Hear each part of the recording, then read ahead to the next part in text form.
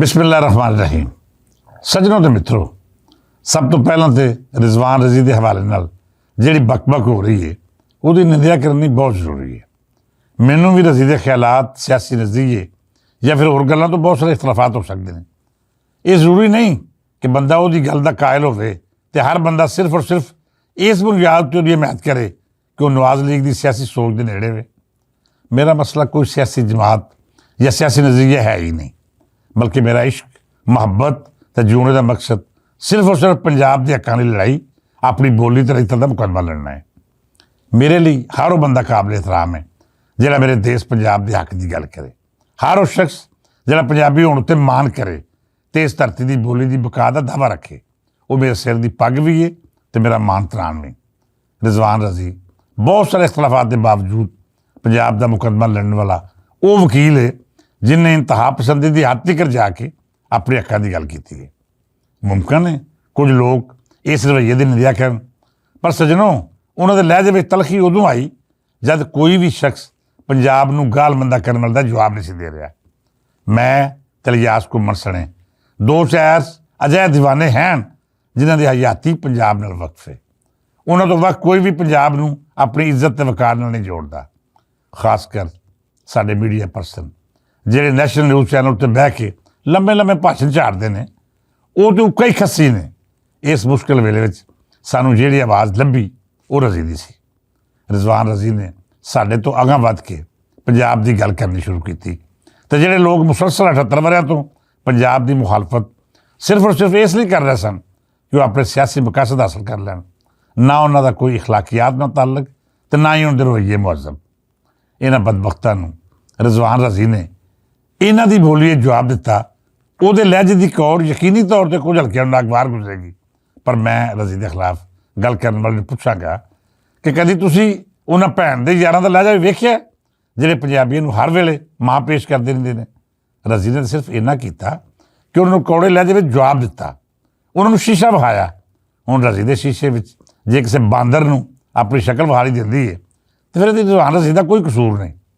ਮੈਂ ਬਤੌਰ ਪੰਜਾਬੀ ਰਜ਼ੀ ਦੇ ਨਾਲ ਖੜਾ ਹਾਂ ਅਤੇ ਸਰਕਾਰਾਂ ਨੂੰ ਆਖਦਾ ਹਾਂ ਕਿ ਜੇ ਉਹਨਾਂ ਕੋਲ ਇੰਤਹਾ ਪਸੰਦ ਸਿੰਧੀ ਜਿਹੜਾ ਬੇਹੂਦਾ ਗੁਫ਼ਤਗੂ ਕਰਨ ਦੇ ਵਿੱਚ ਬੇਮਿਸਾਲ ਹੈ ਅਤੇ ਇਹਦੇ ਨਾਲ ਨਾਲ ਉਹਦੇ ਹਰ ਅਮਲ ਵਿੱਚ ਪੰਜਾਬ ਦੁਸ਼ਮਣੀ ਝਲਕਦੀ ਹੈ, ਜੇ ਉਹ ਬਰਦਾਸ਼ਤ ਹੋ ਸਕਦਾ ਹੈ ਤਾਂ ਫਿਰ ਰਿਜ਼ਵਾਨ ਰਜ਼ੀ ਤੋਂ ਬਹੁਤ ਵੱਡਾ ਬੰਦਾ ਹੈ। ਉਹਦਾ ਕਸੂਰ ਸਿਰਫ ਇਹ ਵੇ ਕਿ ਉਹ ਦੇਸ਼ ਪੰਜਾਬ ਦਾ ਮੁਕੱਦਮਾ ਉਸ ਲਹਿਜੇ ਵਿੱਚ ਲੜ ਰਿਹਾ ਹੈ ਜਿਸ ਲਹਿਜੇ ਵਿੱਚ ਪੰਜਾਬ ਉੱਤੇ ਇਲਜ਼ਾਮ ਆਇਦ ਕੀਤੇ ਜਾਂਦੇ ਨੇ। ਹਰ ਪੰਜਾਬੀ ਨੂੰ ਚਾਹੀਦਾ ਹੈ ਕਿ ਉਹ ਇਸ ਵੇਲੇ ਰਿਜ਼ਵਾਨ ਰਜ਼ੀ ਦੇ ਨਾਲ ਖਲੋ ਕੇ ਪੰਜਾਬ ਦਾ ਮੁਕੱਦਮਾ ਲੜੇ ਅਤੇ ਇਹਦੇ ਨਾਲ ਨਾਲ ਸਰਕਾਰਾਂ ਉੱਤੇ ਦਬਾਅ ਵਧਾਏ ਕਿ ਰਜ਼ੀ ਦੀ ਨੌਕਰੀ ਨਾ ਖੋਵੋ, ਕਿਉਂਕਿ ਮੈਂ ਸਮਝਦਾ ਹਾਂ ਕਿ ਜਿਹੜਾ ਮੈਰਿਟ ਅੱਜ ਕੱਲ੍ਹ ਸਰਕਾਰੀ ਮੀਡੀਆ ਵਾਸਤੇ ਮੁਕਰਰ ਕੀਤਾ ਗਿਆ ਹੈ ਉਹਦੇ ਉੱਤੇ ਰਜ਼ੀ ਤੋਂ ਵੱਧ ਕੋਈ ਪੂਰਾ ਨਹੀਂ ਉਤਰਦਾ। ਮਿੱਤਰ ਪਿਆਰਿਓ, ਅਸਾਂ ਕੱਲ੍ਹ ਗੱਲ ਕੀਤੀ ਸੀ ਤਹਿਰੀਕ ਇਨਸਾਫ ਦੇ ਅਹਿਮ ਰਹਿਨੁਮਾ ਅਤੇ CM KP ਅਲੀ ਜ਼ਮੀਨ ਗੰਡਾਪੁਰ ਦੀ, ਜਿਨ੍ਹਾਂ ਕਾਲਾਬਾਗ ਡੈਮ ਦੇ ਹਵਾਲੇ ਨਾਲ ਜਿਹੜੀ ਗੱਲ ਕੀਤੀ ਹੈ ਉਹ ਸਾਡੀ ਰਿਆਸਤ ਅਤੇ ਇਹਦੇ ਮੁਸਤਕਬਲ ਲਈ ਨਿਹਾਇਤ ਅਹਿਮੀਅਤ ਦੀ ਅਮਰ ਸੀ। ਇਸ ਤੋਂ ਪਹਿਲੋਂ KP ਵਿੱਚੋਂ ਅਜਿਹੀਆਂ ਆਵਾਜ਼ਾਂ ਸੁਣੀਆਂ ਰਹੀਆਂ ਨੇ ਜਿਨ੍ਹਾਂ ਵਿੱਚ ਪੰਜਾਬ ਅਤੇ ਪਾਕਿਸਤਾਨ ਦਾ ਬੋਝ ਝਲਕਦਾ ਸੀ। ਇਹ ਲੋਕ ਜਿਨ੍ਹਾਂ 'ਚ ਖਾਸ ਤੌਰ 'ਤੇ ANP ਅਤੇ ਪੀਪਲ ਪਾਰਟੀ ਨਾਲ ਜੁੜਤ ਰੱਖਣ ਵਾਲੇ ਸਿਆਸਤਦਾਨ ਸਨ, ਉਹਨਾਂ ਕਾਲਾਬਾਗ ਡੈਮ ਨੂੰ ਇੱਕ ਮੁਤਨਾਜ਼ਿਰ ਮਨਸੂਬਾ ਸਾਬਤ ਕਰਨ ਦੀ ਹਰ ਮੁਮਕਿਨ ਕੋਸ਼ਿਸ਼ ਕੀਤੀ, ਪਰ ਵੇਲੇ ਨੇ ਸਾਬਤ ਕੀਤਾ ਕਿ ਮੁਲਕ ਦੁਸ਼ਮਣ ਏਜੰਸੀਆਂ ਦੀ ਉਂਗਲ ਉੱਤੇ ਸਿਆਸੀ ਮਕਸਦ ਹਾਸਲ ਕਰਨ ਵਾਲੇ ਇਹ ਬਦਬਖਤ ਆਪੇ ਹੀ ਐਕਸਪੋਜ਼ ਹੋ ਗਿਆ। ਅਤੇ ਅੱਜ ਉਹ ਸੂਬਾ ਜਿਹਦੇ ਬਾਰੇ ਆਖਿਆ ਜਾਂਦਾ ਸੀ ਕਿ ਉਹ ਕਦੀ ਵੀ ਕਾਲਾਬਾਗ ਡੈਮ ਦੀ ਹਮਾਇਤ ਨਹੀਂ ਕਰੇਗਾ, ਉਹਦੇ ਆਈਨੀ ਸਰਬਰਾਹ ਵੱਲੋਂ ਆਖਿਆ ਜਾ ਰਿਹਾ ਹੈ ਕਿ ਸਾਨੂੰ ਸਿਆਸਤ ਅਤੇ ਸਿਆਸੀ ਮਫਾਦ ਇੱਕ ਪਾਸੇ ਰੱਖ ਕੇ ਆਉਣ ਵਾਲੀਆਂ ਨਸਲਾਂ ਦੀ ਬਿਹਤਰੀ ਲਈ ਚੰਗੇ ਫੈਸਲੇ ਕਰਨੇ ਚਾਹੀਦੇ ਨੇ।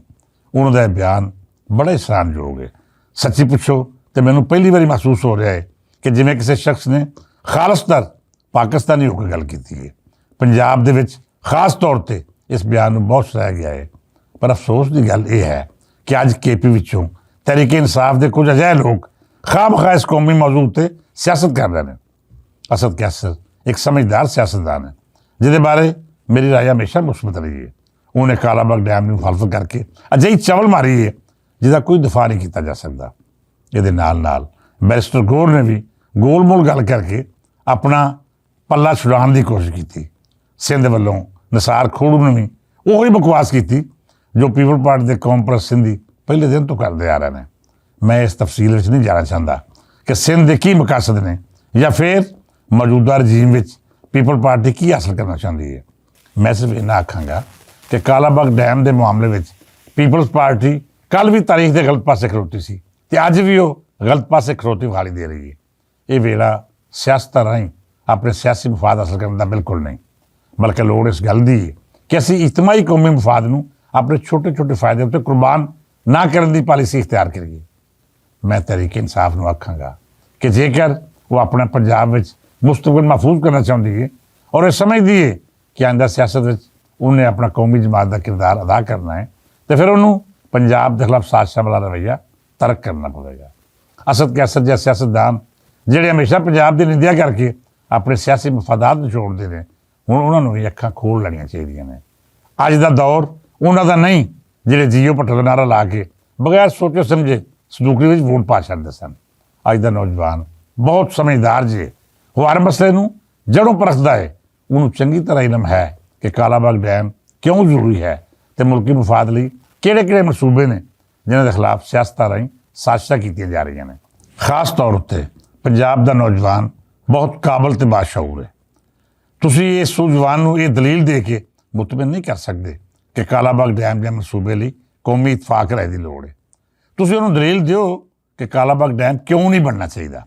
ਉਹਦੀ ਗੱਲ ਸੁਣੋ, ਜੇ ਉਹ ਕਾਇਲ ਹੋ ਜਾਏ ਤਾਂ ਸਤ ਬਿਸਮਿਲ੍ਲਾ, ਅਤੇ ਜੇਕਰ ਤੁਹਾਡੇ ਕੋਲ ਅਜਿਹੀ ਦਲੀਲ ਕੋਈ ਨਹੀਂ ਜਿਹੜੀ ਪੰਜਾਬੀ ਨੌਜਵਾਨ ਨੂੰ ਕਾਇਲ ਕਰੇ ਜਾਂ ਫਿਰ ਅਜੋਕੀ ਸਿਆਸਤ ਦੇ ਪਾਰਖ ਨੂੰ ਤੁਹਾਡਾ ਹਮ ਖਿਆਲ ਕਰ ਦੇਵੇ, ਫਿਰ ਬੇਲੀਓ ਉਸ ਪੁਰਾਣੀ ਸਿਆਸਤ ਦੇ ਖੂਹ ਦੇ ਡੱਡੂ ਨਾ ਬਣੋ ਜਿਸ ਸਿਆਸਤ ਨੇ ਸਾਨੂੰ ਬਰਬਾਦੀ ਅਤੇ ਅਦਮ ਇਸਤਹਿਕਾਮ ਦੇ ਸਿਵਾ ਕੁਝ ਨਹੀਂ ਦਿੱਤਾ। ਅਖੀਰ ਉੱਤੇ ਇਹ ਗੱਲ ਆਖਾਂਗਾ ਕਿ ਕਾਲਾਬਾਗ ਡੈਮ ਦੇ ਹਵਾਲੇ ਨਾਲ ਕੱਲ੍ਹ ਅਤੇ ਪਰਸੋਂ ਤੁਹਾਡੇ ਸਾਹਮਣੇ ਕੁਝ ਫੈਕਟਸ ਰੱਖਾਂਗਾ ਅਤੇ ਸਾਬਤ ਕਰਾਂਗਾ ਕਿ ਕਾਲਾਬਾਗ ਡੈਮ ਸਾਡੀ ਕੌਮ ਲਈ ਕਿਉਂ ਜ਼ਰੂਰੀ ਹੈ। ਇਹਦੇ ਨਾਲ ਇਹਦੇ ਉੱਤੇ ਹੋਣ ਵਾਲੇ ਇਤਰਾਜ਼ਾਂ ਦਾ ਰੱਦ ਵੀ ਕਰਾਂਗਾ ਅਤੇ ਇਹ ਵੀ ਦੱਸਾਂਗਾ ਕਿ ਜਿਹੜੇ ਲੋਕ ਕਾਲਾਬਾਗ ਡੈਮ ਦੀ ਮੁਖਾਲਫਤ ਕਰ ਰਹੇ ਨੇ ਉਹਨਾਂ ਦੇ ਪਿੱਛੇ ਦਰ ਹਕੀਕਤ ਹੈ ਕੌਣ। ਇੱਕ ਮਾਰੂਫ ਸਾਫੀ ਦੀ ਤਹਿਕੀਕ ਵੀ ਪੇਸ਼ ਕਰਾਂਗਾ ਜਿਹਨੇ ਆਖਿਆ ਸੀ ਕਿ ਕਾਲਾਬਾਗ ਡੈਮ ਦੀ ਮੁਖਾਲਫਤ ਕਰਨ ਵਾਲੇ ਦਰ ਹਕੀਕਤ ਇੰਡੀਅਨ ਏਜੰਸੀਆਂ ਦੇ ਟਾਊਟ ਅਤੇ ਵਜ਼ੀਫਾਖਾਰ ਨੇ। ਹੋਰ ਵੀ ਬਹੁਤ ਸਾਰੀਆਂ ਗੱਲਾਂ ਨੇ।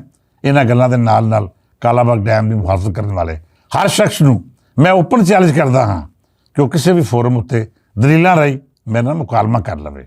ਮੈਂ ਸਾਬਤ ਕਰਾਂਗਾ ਕਿ ਕਾਲਾਬਾਗ ਡੈਮ ਦੇ ਮਾਮਲੇ ਉੱਤੇ ਸਿਰਫ ਔਰ ਸਿਰਫ ਬੇਗੈਰਤੀ ਅਤੇ ਹਰਾਮਜ਼ਦਗੀ ਕੀਤੀ ਗਈ ਹੈ। ਮੈਨੂੰ ਜਿੱਥੇ ਆਖੋ ਮੈਂ ਉੱਥੇ ਜਾ ਕੇ ਪੰਜਾਬ ਦਾ ਮੁਕੱਦਮਾ ਲੜਨ ਨੂੰ ਤਿਆਰ ਹਾਂ। ਅੱਜ ਲਈ ਇਹ ਨਹੀਂ, ਮੌਜੂਦਾਤ ਬਹੁਤ ਸਾਰੇ ਹੁੰਦੇ ਨੇ ਪਰ ਵੇਲਾ ਹਮੇਸ਼ਾ ਤੰਗ ਪੈ ਜਾਂਦਾ ਹੈ। ਪਰ ਹੁਣ ਵਕਤ ਇਹ ਤਕਾਜ਼ਾ ਕਰਦਾ ਹੈ ਕਿ ਪੰਜਾਬ ਦੀ ਮੁਖਾਲਫਤ ਕਰਨ ਵਾਲੇ ਜ਼ਹਿਰੀਲੇ ਸੱਪਾਂ ਨੂੰ ਕੀਲਣ ਲਈ ਹਰ ਪੰਜਾਬੀ ਮੈਦਾਨ ਅਮਲ ਵਿੱਚ ਉਤਰੇ। ਇਸ ਦੁਆ ਨਾਲ ਇਜਾਜ਼ਤ ਦਿਓ ਕਿ ਵਸਦਾ ਰਹੇ ਮੇਰਾ ਸੋਹਣਾ ਪੰਜਾਬ। ਜਿਉਂਦੇ ਰਹਿਣ ਮੇਰੇ ਦੇਸ਼ ਪੰਜਾਬ ਦੇ ਵਾਸੀ। ਇਜਾਜ਼ਤ ਦਿਓ, ਫਿਰ ਮਿਲਾਂਗੇ। ਰੱਬ ਰਾਖਾ।